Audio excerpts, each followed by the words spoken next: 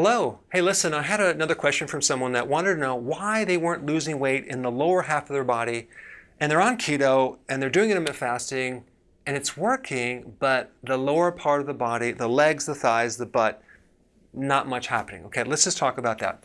Well, when you're doing keto and intermittent fasting, you're basically targeting insulin. You're lowering insulin. You're fixing insulin resistance, which primarily has to do with all the fat in the belly. So you should be seeing some weight in your midsection. And if you're not, just continue to do it and it's going to happen.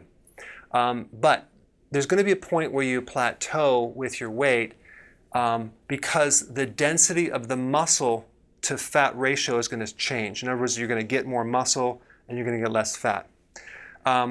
So you just want to continue to do that over time. And muscle weighs more, so the scale's going to stop, but you'll start to shrink. But typically what's going to happen, you're going to lose from the top going down.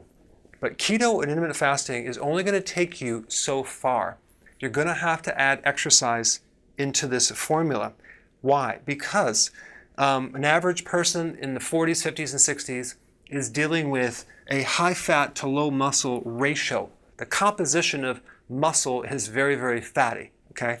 So to be able to handle that, you're going to have to do some type of exercise program that really targets the muscles in the lower extremities, the glutes, the thighs, the hamstrings, and not just jogging in the treadmill, but actually doing all sorts of things, plyometrics, hopping, slam ball with squatting, leg exercises, all those things. So basically you're on a muscle building plan over time.